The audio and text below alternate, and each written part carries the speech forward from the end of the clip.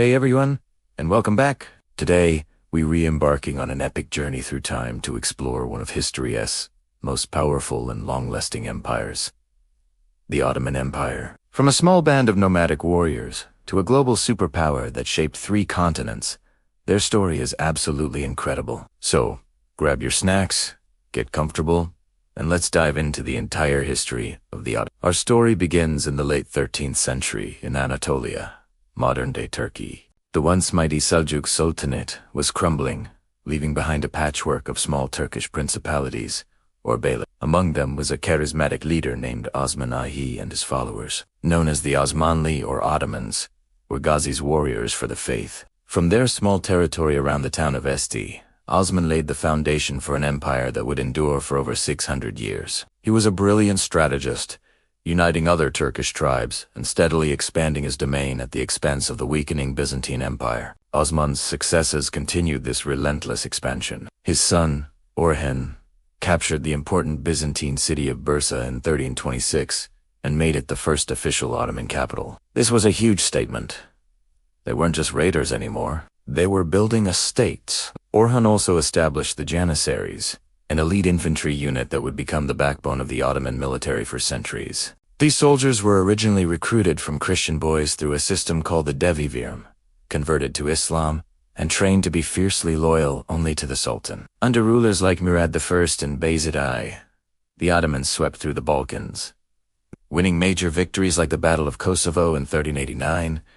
By the early 1400s, they controlled a vast territory in both Anatolia and southeastern Europe. But it wasn't all smooth sailing. In 1402, the empire faced a near-catastrophic defeat at the hands of the Turco-Mongol conqueror, Timur, also known as Tamerlane. Sultan Bayezid I was captured, and the empire was plunged into a civil war known as the Ottoman Interregnum, as his sons fought for the throne. It was a chaotic decade that could have destroyed the young empire. However, Mehmed I emerged victorious, reuniting the realm and earning the title of the second founder of the Ottoman Empire. His efforts ensured the empire's survival and set the stage for its greatest achievement. And that achievement came in 1453.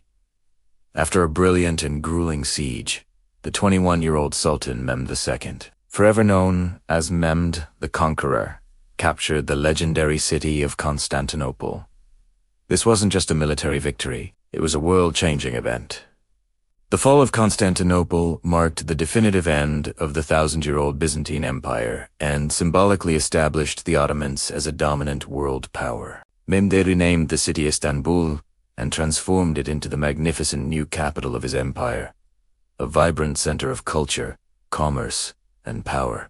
He was not just a conqueror but also a patron of the arts and sciences, inviting scholars and artists from all over Europe and the Islamic world to his court. The century that followed Mehmed's conquest is often called the Golden Age of the Ottoman Empire. Under Sultan Selim, the empire expanded dramatically to the east and south. In a lightning campaign, he conquered the Mamluk Sultanate of Egypt and Syria in 1517. This victory was monumental. Not only did it double the empire's territory and give it control over the lucrative trade routes to the Indian Ocean, but it also brought the holy cities of Mecca and Medina under Ottoman protection. With this, the Ottoman Sultan also claimed the title of Caliph, the spiritual leader of the Sunni Muslim world, a title they would hold for 4 centuries. Then came Selim's son, Suleiman I, known in the west as the Magnificent and in the east as the Lawgiver. His reign, from 1520 to 1566, is considered the absolute peak of Ottoman power and cultural brilliance. On the battlefield, his armies pushed deep into Central Europe, besieging Vienna in 1529, and his powerful navy, led by the legendary Admiral Barbarossa, Hayreddin Pasha, dominated the Mediterranean Sea. But Suleiman was more than just a military leader. He was a great administrator who reformed the empire's legal system, creating a comprehensive code of laws that would last for centuries. Under his patronage, Istanbul blossomed. The architect Mimar Sinan, a true genius of his time, designed hundreds of breathtaking mosques, bridges, and palaces, including the stunning Suleimani Mosque, which still graces Istanbul's skyline today. Art, poetry, and philosophy flourished.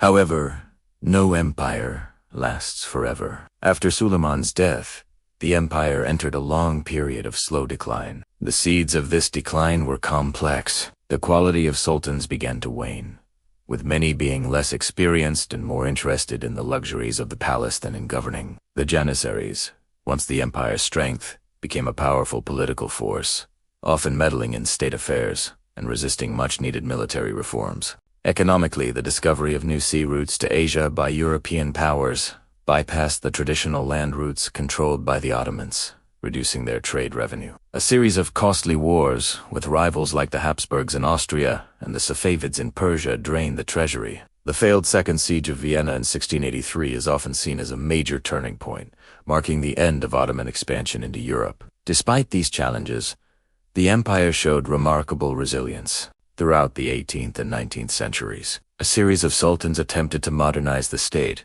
a period known as the Tanzimat reforms.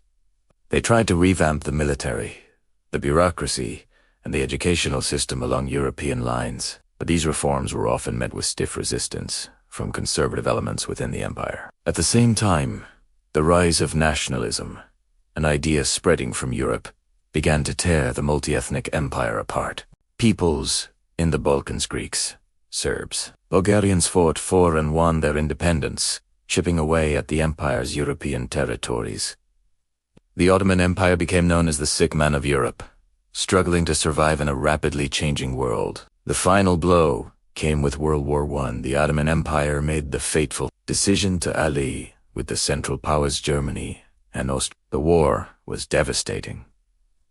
The empire suffered massive casualties and territorial losses, particularly in the Middle East, where Arab revolts, supported by the British, led to the loss of Syria, Palestine, and Iraq. After 4 years of brutal conflict, the defeated Ottoman government signed an armistice in 1918.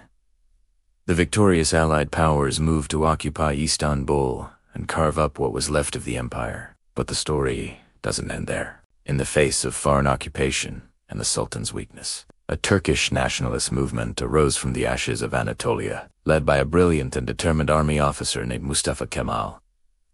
He organized the Turkish War of Independence, fighting against occupying forces and the Sultan's government. After a series of heroic victories, his forces secured the sovereignty of the Turkish heartland. In 1922, the Sultanate was officially abolished, ending over 600 years of Ottoman rule. A year later, on October 29, 1923, the Republic of Turkey was proclaimed, with Mustafa Kemal, now known as Atatürk, or Father of the Turks, as its first president. And that's the epic, sweeping saga of the Ottoman Empire, a story of incredible rise, a dazzling golden age, and a long, complex decline, ultimately giving birth to the modern nation of Turkey. Its legacy is all around us, in the art, architecture, cuisine, and politics of Eastern Europe, North Africa, and the Middle East. Thank you so much for joining me on this historical journey today. If you enjoyed this video and want to see more deep dives into history, make sure to hit that like button, subscribe to the channel, and ring the notification bell so you never miss an upload. Let me know in the comments which empire you'd like to see me cover next. Thanks for watching, and I'll see you in the next video.